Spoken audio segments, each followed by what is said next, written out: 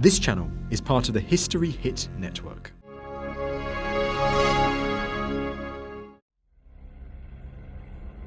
February 13th, 1950, the dawn of the Cold War. Off the west coast of Canada, U.S. Air Force bomber 075 is on a top-secret mission.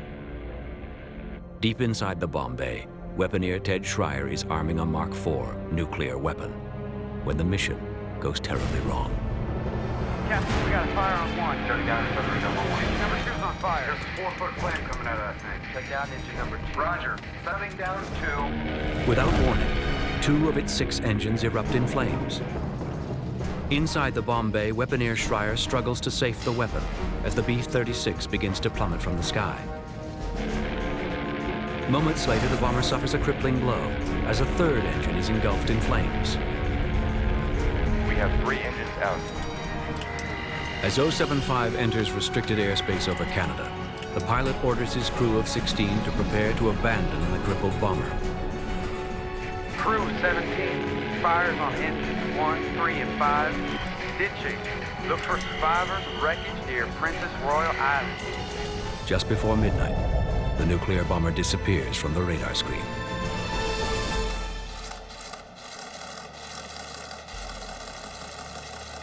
Minutes later, the Pentagon receives the code word that a nuclear bomb has been lost. 3 days later, most of the crew are rescued from Princess Royal Island on British Columbia's west coast. Among 5 crewmen never found is the man responsible for the bomb's safekeeping, weaponeer Ted Schreier. Official U.S. Air Force reports claim the bomber and her nuclear weapon are lost at sea. Now, more than half a century later, a leviathan of the Cold War emerges from the ice. The size of the debris field is just incredible. This is the center of where the plane was destroyed. High up in the mountains of northern British Columbia, a Canadian expedition team travels to the remote crash site of one of the U.S. military's most closely guarded secrets. John, what do you got? Listen, airplane 92075. The flight of 075 is the world's first broken arrow incident. We are seeing the first page of atomic weapons history being written at this moment. This is a story I've spent so much time on. There's no turning back. I want to find the truth. I want to find out what happened that night when 075 went down. Was bomber 075's Mark IV bomb armed for a nuclear detonation? Some secrets were meant never to be told. I don't think the mystery of 075 is one of them.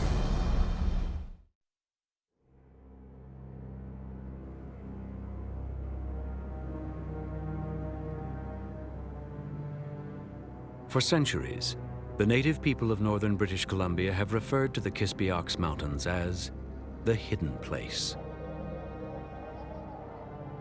Here, concealed among rock and ice, is one of the most evocative stories of the Cold War.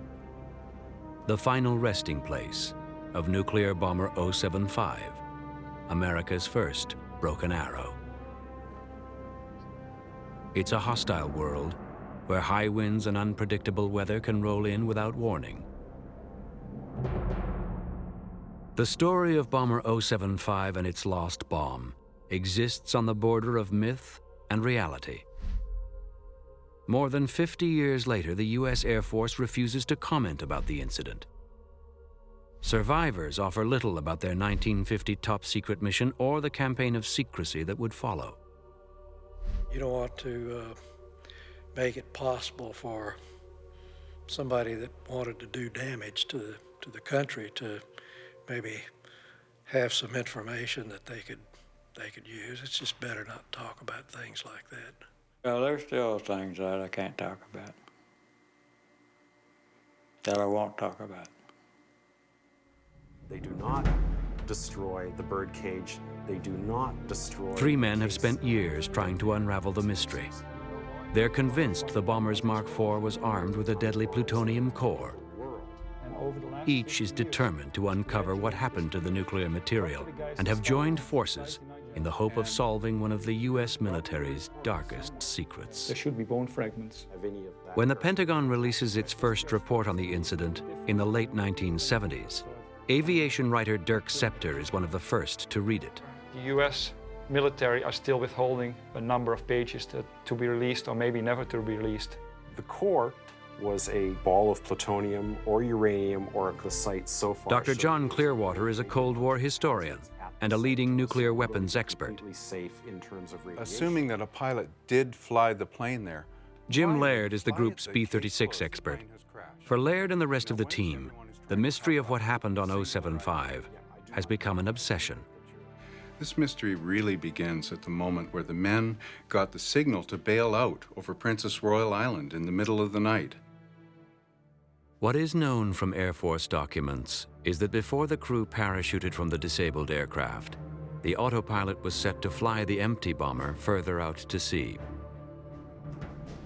But mysteriously, 075 crashed high in the mountains north of Smithers, BC, more than 200 miles in the opposite direction of its last known heading. When the bomber was found, the US Air Force immediately commandeered a hangar at the Smithers Airport to stage a covert mission to the wreck site.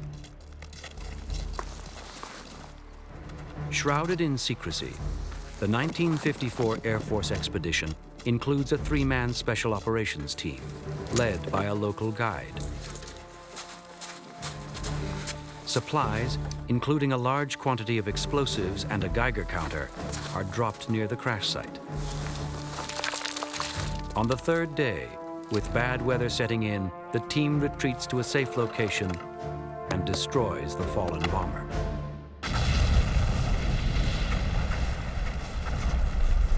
This was the first time, and as far as I know, the only time, the US Air Force went in to a crash site of one of their aircraft and destroyed it.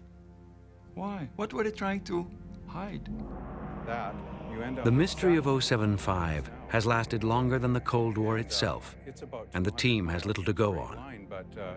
What they do know is that a Mark IV bomb was on board the aircraft. Photographs taken of the wreckage by the Canadian military in the late 1990s also revealed detonators needed for exploding a nuclear device. But the most significant evidence is the birdcage, a lead-lined container specifically used to carry the bomb's deadly plutonium core. For the team, they are facts that suggest the bomb was armed for a nuclear detonation. What happened during the world's first Broken Arrow incident? Was the Mark IV armed for a nuclear detonation before it crashed? Or did someone try to fly the aircraft and its atomic bomb to safety? Uncovering the truth won't be easy. And although the team may not agree about what happened to 075 and its lost nuke, they agree there is only one way to find out.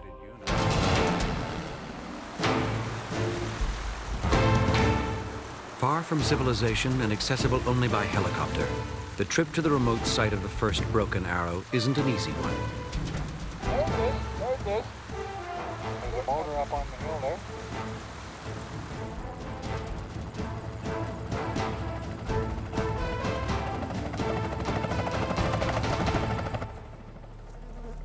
Strewn among ice and jagged rocks, the remains of 075 is a garden of twisted steel.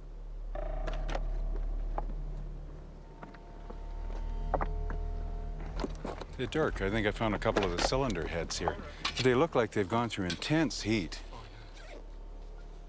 From their research, they believe 075 landed nearly intact before being blown up by the Air Force Special Operations Team in 1954. The size of the debris field is just incredible. You look up on the hill there, and there's a propeller up on the hill, and it's so far away from us. More than 100 meters from the bomber's impact site, they find their first clue.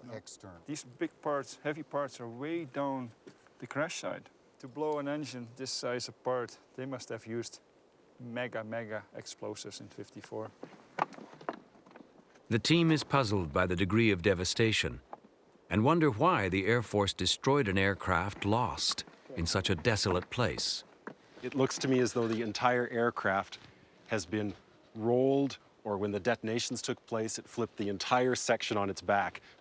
Might be just this section, this aft section of the fuselage that flipped over. It's upside down. The whole plane looks to be upside down. Although the destruction of the bomber would have required large quantities of TNT, there is no end to the amount of unused explosives scattered around the wreckage. Were the explosions in 1954 so massive as to throw a massive aircraft onto its back? I don't know what happened here.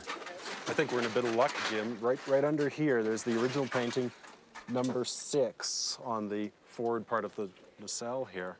This would have been the extreme outboard engine on the right-hand side of the aircraft. Which was running. Yes, it was, and it's now almost in the bomb bay. So how did it get here? This is the co-pilot's position here in the cockpit. 075's compass is the only piece of equipment still recognizable from the flight deck. But behind the cockpit, they find a clue that only deepens the mystery. And it does look to me like there's a hole here, like a big explosion took place in this spot. But what kind of explosion? In their search for the answers, the expedition will have only 3 days to investigate the shattered remains of the largest bomber ever built.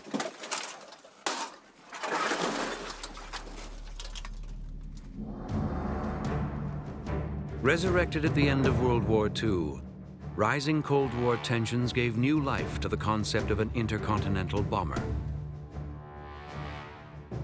What emerged from the drafting tables of the Consolidated Aircraft Company was a plane from the pages of a Jules Verne novel.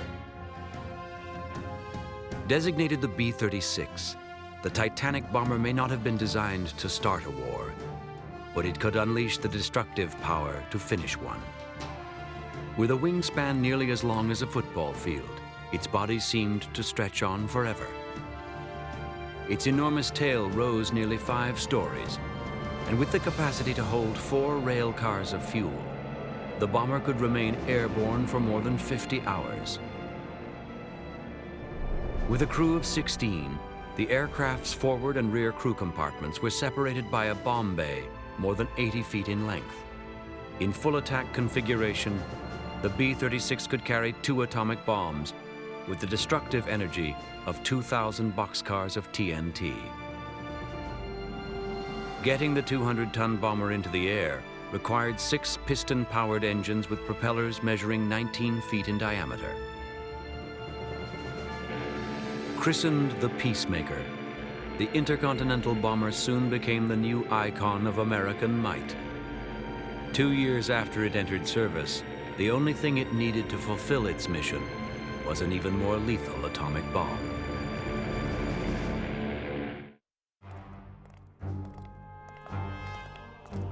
Even before the US dropped the first atomic bomb on Japan in 1945, scientists were hard at work designing what they described as the holy grail of nuclear weapons, the Mark IV. Like its predecessor, the Mark IV would be a fission-type weapon, like the bomb dropped on the city of Nagasaki. As big as a mid-sized car, the Mark IV was designed to be built in large numbers. It would be the world's first assembly line-produced nuclear weapon. Weighing in at more than 10,000 pounds, most of the bomb's weight was made up of an inner and outer sphere of high explosives weighing nearly 3 tons. But the Mark IV's destructive nuclear punch would come from a plutonium core, levitated within a hollow shell of uranium. Near the rear of the weapon, a cylindrical electronics package known as the X unit held the bomb's sophisticated firing system. Once dropped, a series of fuses would initiate the nuclear chain reaction. The X unit would then trigger detonators positioned on the face of each of the high explosive lenses. With twice the destructive power of previous bombs, the Mark IV could lay waste to the heart of any city in the world, radiation leaving it uninhabitable for years.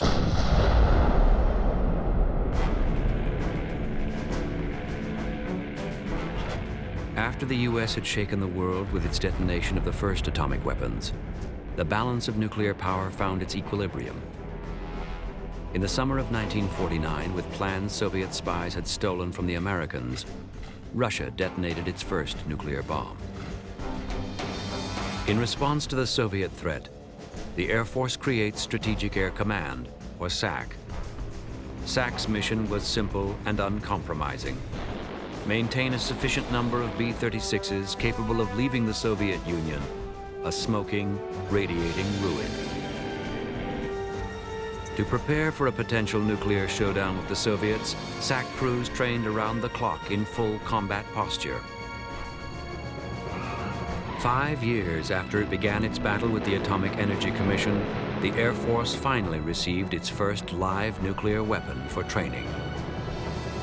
It was a Mark IV, and it was headed for Alaska to be loaded on bomber 075. As Jim Laird hikes up to the wreck on the team's second day on the mountain, he finds a new trail of clues. Looks like a hatch cover, John. It's so hard for me to imagine somebody trying to jump through a hole this small in the mid-dead of night, middle of winter. Scattered among the rocks, the first evidence of 075's flight crew. Looks like a bunch of personal gear here. Several boots and a button here. Oh, look, Jim, it's rank badge. I think there was probably only one person on board that this luggage could have belonged to. That would be McDonald? Lieutenant Colonel MacDonald was one of the lucky ones. He got rescued. And the UTM coordinates. With the first archaeological permit ever issued by the government, the team will collect and catalog artifacts they hope will answer two unsettling questions. Was a plutonium core on board 075? And did Ted Schreier, the man responsible for the nuclear weapon, stay on board and fly the bomber to its glacier hiding spot? There's no end to the personal effects in here, or the operational ones. Dirk, oxygen hose. Well, I like to get my hands on Captain Schreier's stuff. Looks like deflector sight. Hey guys, I got one. Whoa. White parachute in perfect condition. Its silk is just as new. Near the pristine parachute, Scepter also finds an unused flotation device known as a Mae West. Without jumping to any conclusions, these two items indicate they hadn't been used, and which might indicate that one of the crew members didn't jump. In an effort to determine the Peacemaker's final heading, Jim Laird is high above the wreck trying to identify an engine that rests several hundred feet from the crash site. Wait a minute. Here on this piece of the nacelle, it says engine number 1. So that must mean the plane is right side up. And it came in facing east. That was the number 1 engine. And if I take a compass bearing back along this line, I should be able to figure out where it came from. So if we look this way through that dip beside Mount Kologet and take a bearing from here to there, towards the southwest, the heading is 075. 075. 075. Laird and Scepter believe this new discovery adds another piece of evidence to their theory that a crew member stayed on board 075 in an attempt to save the birdcage and its plutonium payload. Incredible burn. The birdcage, which was used to carry the core, it should have been in this region. The photos, some of the recent photos seem to show it in this location of wreckage. There's nothing here in the area of the photographs. To Clearwater's disappointment, the birdcage used for transporting the bomb's radioactive core and the detonators for initiating the nuclear chain reaction are missing. It's a significant loss in terms of atomic history. This is the first broken arrow. We don't have these objects. With their time on the mountain running out, it's a huge blow to the expedition. If there was a core, the danger of this cannot be underestimated. There's enough power in this one core to level any city in North America.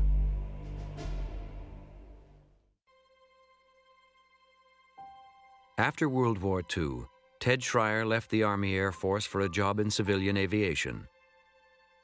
By 1946, the airline industry was beginning to boom, and the bright young pilot from Wisconsin landed a job with the newly formed American Airlines. Schreier settled into domestic life with his wife Jean and looked forward to a future flying passengers around the country. But less than a year later, to the couple's frustration, Ted was recalled to active duty with Strategic Air Command. Schreier was hand-picked to attend the elite Armed Forces Special Weapons Project, where he was to be trained as a weaponeer, the crewman responsible for a B-36's nuclear payload. Fred Schreier was 6 when his uncle was put in charge of 075's atomic bomb. We were never told any details about the mission, what it entailed. We found out later he was the 3rd pilot and the weaponeer. To prevent an accidental nuclear explosion, Schreier would arm the Mark IV with its nuclear core once the bomber was safely airborne.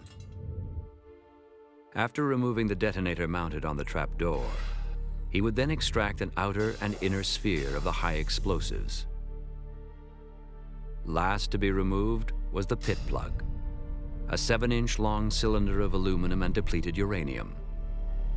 Schreier would then carefully insert the radioactive core. Once the bomb's missing components were replaced, the Mark IV would be an armed nuclear weapon and ready for war. But the bomber designed to carry the Mark IV to the target had a deadly flaw: its new engines. A fact that Captain Harold Barry and Gunner Dick Thrasher would learn on their first B-36 flight.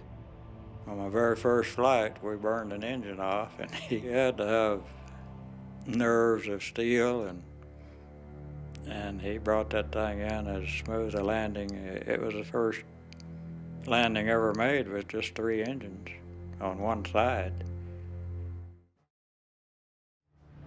Months later, Thrasher and Barry would be ordered to Alaska to fly a dangerous training exercise aboard another B-36, Bomber 075. The top-secret mission would test the war readiness of the B-36, her crew, and SAC's first Mark IV nuclear bomb. With strict orders not to fly over Canadian airspace, nuclear bomber 075 will shadow the British Columbia coastline as it makes its way from Alaska to the U.S. mainland. Once off the coast of Washington State, 075 will head east to Great Falls, Montana, before turning south to conduct a simulated bombing run on the city of San Francisco. At a cruising speed of less than 200 miles per hour, it will take more than 20 hours for the giant B-36 to fly the 5,000-mile route before it touches down in Fort Worth, Texas.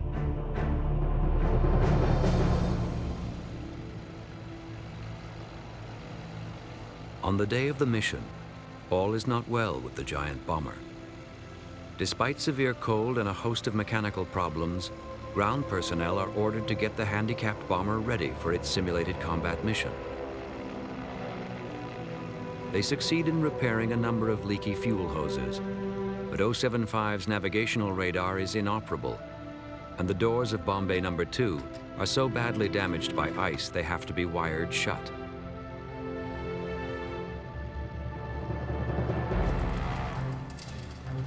With less than an hour to take off, the order is given to load the birdcage and the Mark IV into 075's number 1 bomb bay. After 3.5 hours of pre-flight maintenance, Gunner Dick Thrasher boards 075 with trepidation. As I was going to the airplane, I met one of the gunners that brought the airplane up, and I just asked what kind of shape it was in, because we had quite a bit of maintenance problems then. And he said, well, it's okay, he said, but it won't ever make it back. In the waning Alaskan twilight, the bomber lumbers into the air and sets a course for Texas, a route that will take 075 along the British Columbia coastline.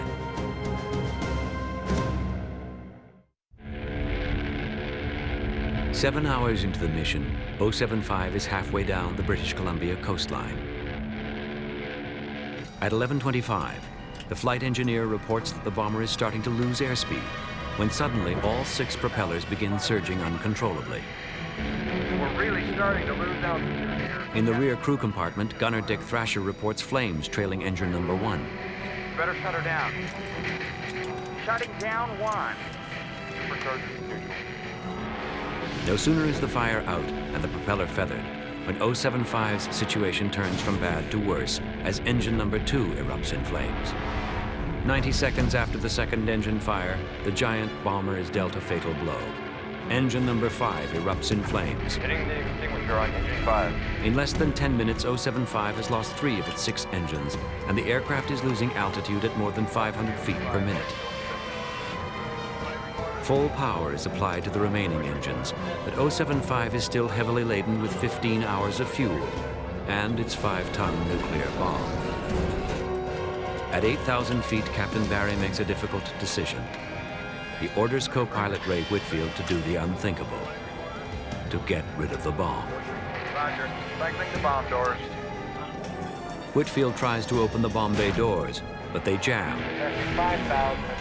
To save his crew from drowning in the frigid Pacific, Barry violates his orders and turns the giant bomber east toward the Canadian mainland. After sending a final desperate message to the Air Force for help, the radio operator screws down the transmitter key to give search teams a steady radio frequency to home in on. Praying they are now safely over Princess Royal Island, Barry sets the autopilot to fly 190 degrees, a heading that will take the disabled bomber south and back out to sea.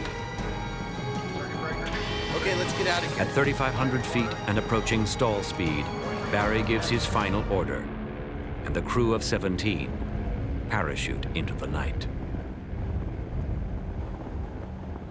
Within minutes of the incident, SAC headquarters in Omaha launches the largest search and rescue mission in Air Force history.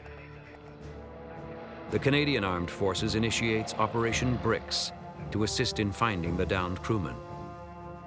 Fearful the Soviets may discover what's happened, the Canadians are told nothing of the bomber's deadly nuclear payload. The reason why they're doing this is the height of the Cold War. There is a nuclear weapon lost.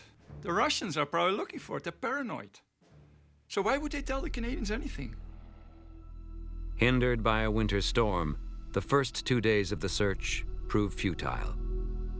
A Coast Guard flying boat equipped with high-powered loudspeakers flies over Princess Royal Island, broadcasting the American national anthem and the message, "Don't give up hope. We are still looking for you."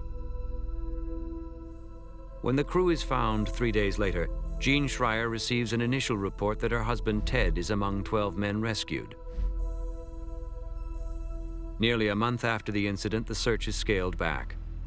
After parachuting from the crippled bomber, the Air Force concludes the 5 missing crewmen drowned after landing in the Pacific. There is no trace of Bomber 075. When the 12 survivors return home, they are swarmed by joyous family members and a horde of newspaper and radio reporters. Absent from the reunion is Ted Schreier, who had mistakenly been reported as rescued. Of the 5 missing crew members, 4 of them had streets named after them at the Fort Worth Air Force Base. Except the 5th, the weaponeer, the man who was in charge of the bomb, Captain Schreier. When portions of the investigation are released by the U.S. Air Force 2 decades later, they reveal clues about what they may have already known about the fate of the missing bomber. During the Board of Inquiry, they only single out one of the missing crewmen, asking, did the weaponeer and third pilot, Captain Schreier, jump? No one seen him bail out. No one could testify that they seen him bail out.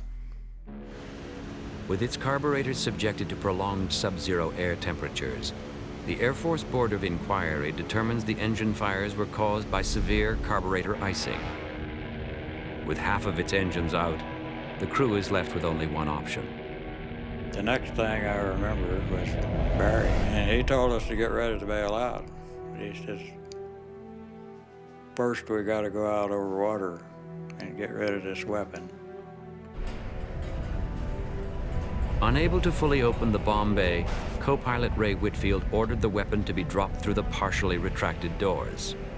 I wanted to get rid of it and blow it because at the time the Russians didn't have the bomb, and I could just see a sub fishing it up off the bottom. In 1950, the U.S. Air Force releases its only statement on the incident, claiming there was no plutonium core in the Mark IV when it was jettisoned and detonated over the Pacific, less than 30 miles from the Canadian mainland. If the plutonium core was in the bomb, Schreier may have averted a nuclear explosion by removing one of the detonators or one of the bomb's high explosive lenses.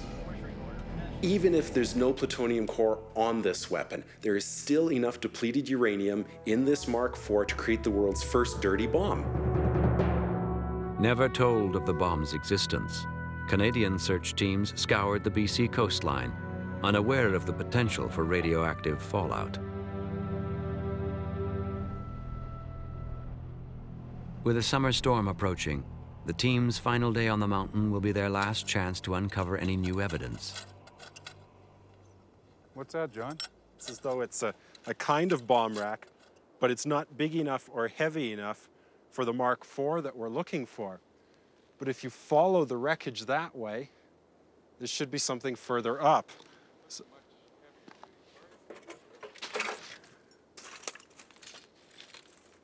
oh, there's a clasp here.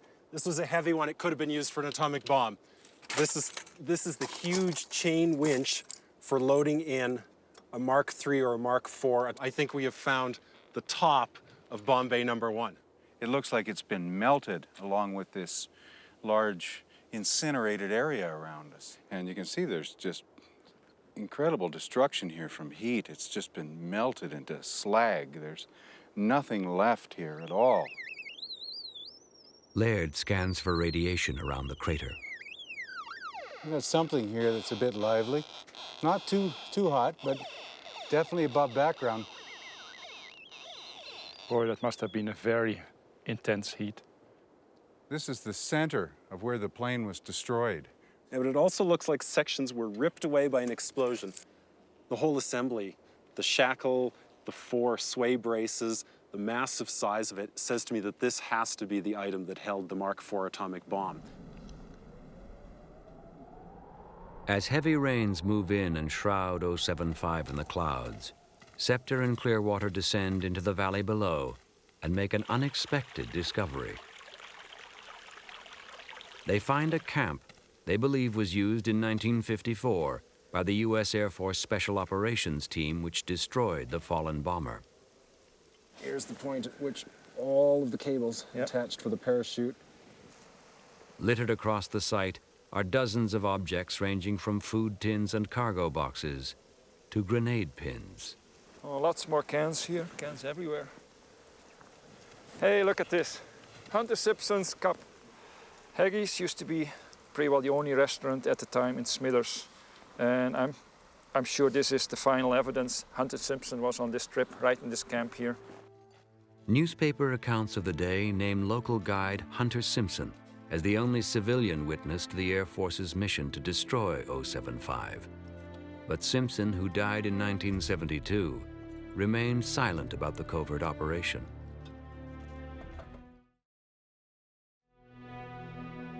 Unwilling to give up their search for new evidence, the team spends their last hour before nightfall on the ridge above the wreck. This looks like part of the radome, you know? It's Located near the nose of the aircraft, they find the shattered housing of the bomber's radar. The radome was the part of the aircraft that would hit first. Probably hit right here on the top of this little ridge. It's here where Dirk Scepter believes Ted Schreier made his last valiant effort to save 075. I'm not sure what happened, whether he was actually trying to land here or whether he just lost it. There's no way he could clear that. It's several thousand feet higher than this pass. So he was doomed either way.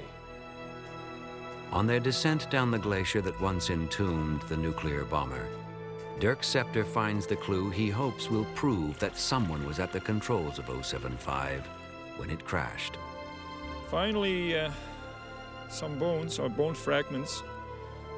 I'm not even sure whether there is enough DNA left in these bones to make a positive identification. Only a pathologist will be able to tell whether these are possibly Captain Schreier's bones. I can't be sure exactly what happened to the bomb, but a great effort was made to destroy bomb bay number 1 where it was originally held. Everything was blown up. What wasn't incinerated was melted into tiny pools of metal.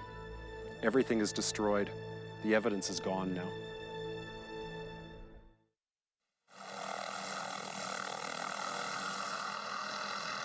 In the weeks following the expedition, John Clearwater finds the person who illegally removed the birdcage from the crash site in 1998.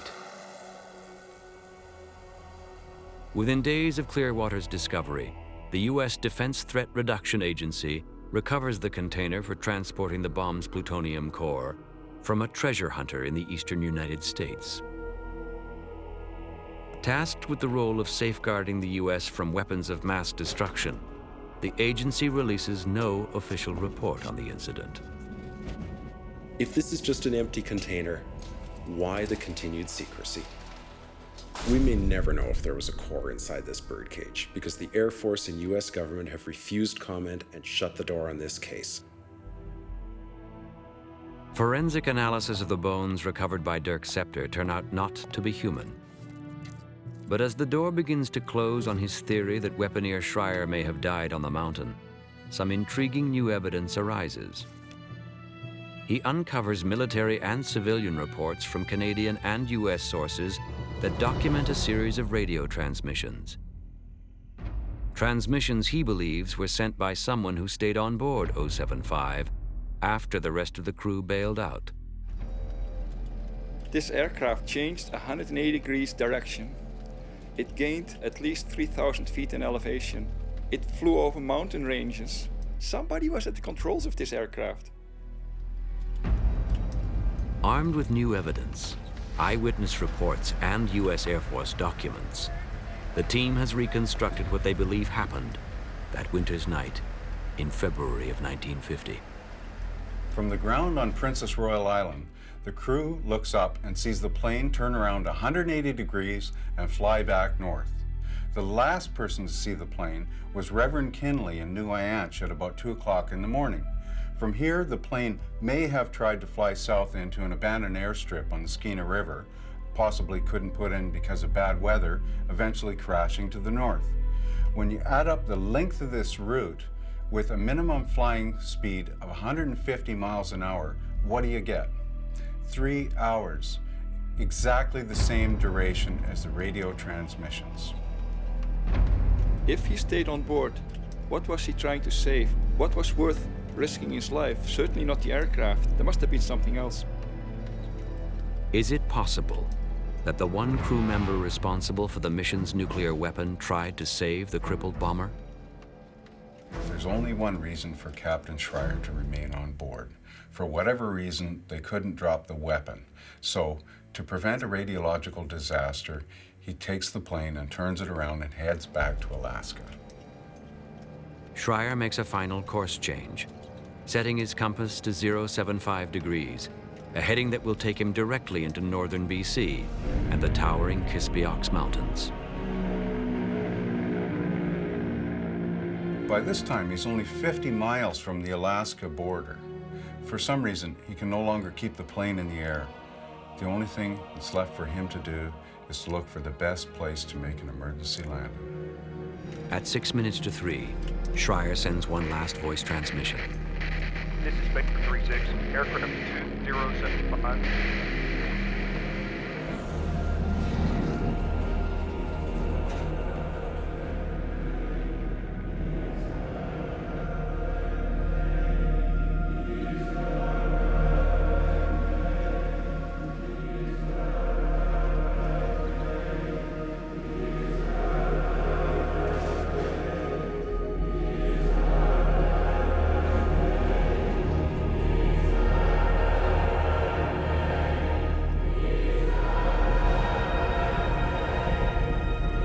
Just before 3 a.m., 075's radio goes silent.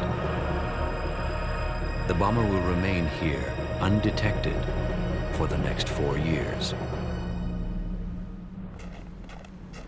When the U.S. Special Operations Team dropped all these explosives and supplies in there in 1954, why did they include a Geiger counter if they want us to believe that the bomb had been dropped over the ocean? There may really have been a live atomic weapon sitting up in the mountains in British Columbia, unknown and untouched for 4 years.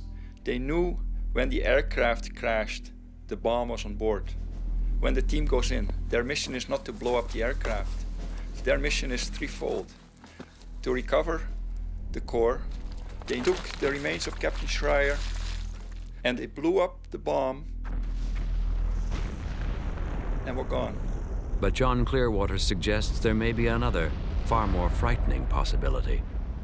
Maybe the simplest explanation for all the secrecy is that the crew of 075 dropped their Mark IV and there was a nuclear explosion out over the Pacific Ocean. And no one would have ever known that it happened.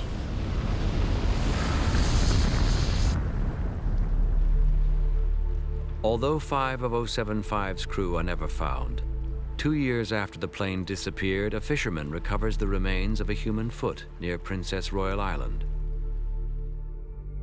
In 2002, the bones are exhumed from their military grave.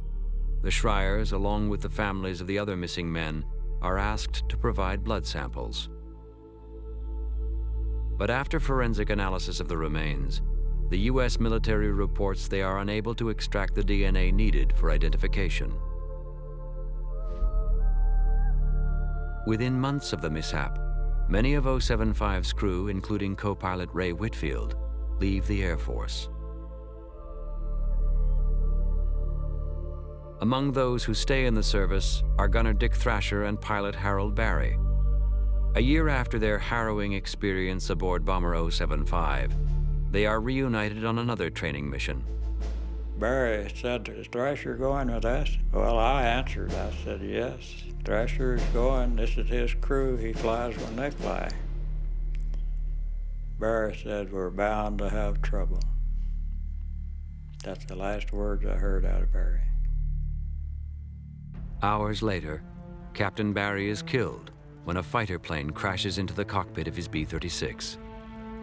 As the bomber disintegrates in midair, Dick Thrasher manages to jump clear before it smashes into the Oklahoma countryside. It seemed like there was something wrong with Barry and I flying together because we always had trouble. By the end of the 50s, the arms race claims the B-36. True to its namesake, the Peacemaker is retired without ever dropping a single bomb in combat. Just 3 years after it entered service, the Mark IV is removed from the U.S. inventory and replaced by a host of more powerful nuclear weapons. Although 075's Mark IV is classified by the Pentagon as its first broken arrow, it's by no means the last. 9 months later, another crippled bomber detonates a Mark IV in a non-nuclear explosion near the town of Rimouski, Quebec. 3 decades will pass before the U.S. admits to losing another 60 nuclear weapons in major accidents around the globe. Now a national heritage site, the looting of the wreckage of 075 continues, perpetuating rumors about the recovery of human remains and Ted Schreier's dog tags. For me, more than 50 years of secrecy, misdirection, and misinformation by the Pentagon can mean only one thing. Something happened that night. There's some dark secret that they don't want anyone to know about. For the families of 075's crew, they are left with only memories and more unanswered questions. I don't know why all the secrecy. What could be so important?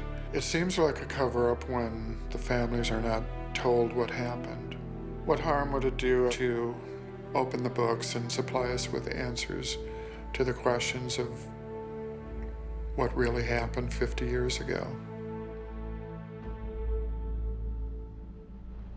Like the remains of Bomber 075 concealed under deep winter snows, the truth about what happened that night to her missing crew and the world's first lost nuclear weapon may remain hidden forever.